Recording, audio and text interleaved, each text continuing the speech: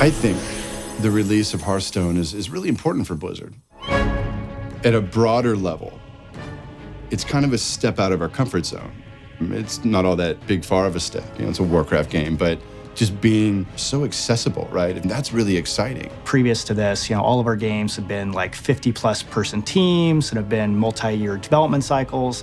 And we really wanted to see, could we make a game that lived up to our epic standards, but is much smaller in scope? We're loosening up a little bit, and we're developing, you could say, at a smaller scale, but at the same level of quality, the same level of investment, the same level of passion. And what we really wanted to prove to ourselves was that we could still kind of go back to that old garage programmer days of a small team accomplishing something really fun.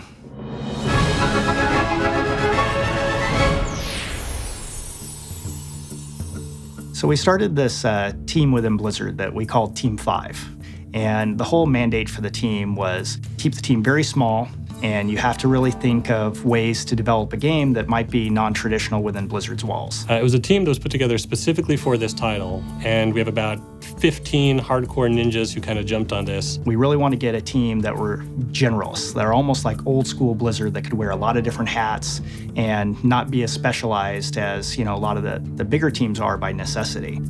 Many of us that got our start at Blizzard in the glorious golden age back in the day, we all came up playing Magic the Gathering and Jihad and all sorts of card games when that scene was really blowing up. So I think there's something really fundamental about TCGs to our shop. Anytime that we decide to make a game at Blizzard, it's because we're making a game that we want to play, that we think a lot of the Blizzard fans would also be excited to play.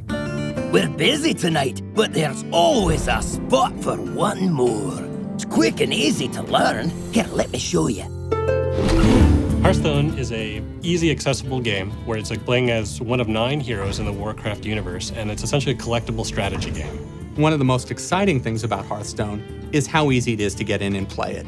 It's a game that within 5 minutes of jumping into the experience, you'll know exactly how to play, and you can be having fun in that time. Your soul shall be mine! Victory or death! If you're coming to Blizzard for the first time, this is a game that's for you. If you've been playing Blizzard games for a while now, whether you played World of Warcraft or you played Warcraft back in the day, I think you'll still sort of recognize a lot of the really cool spell effects, really cool class mechanics, things that you kind of really came to love in previous titles that we've released. It's not only a really fun, gameplay in and of itself, but it just offers that window into the characters and the lands and the depth of what Warcraft is.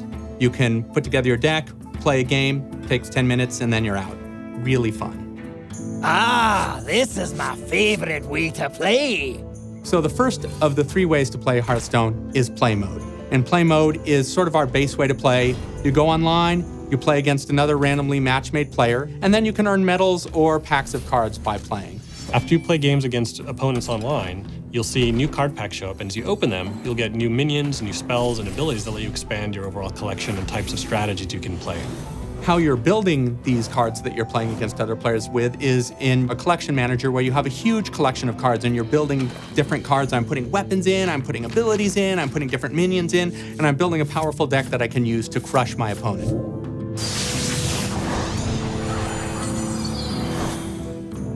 Now, we also have a practice mode, and this is where you go when you have some kind of cool, interesting deck ideas that you want to test out against the computer, or if you just feel like you need a little bit more time before you jump into the fray.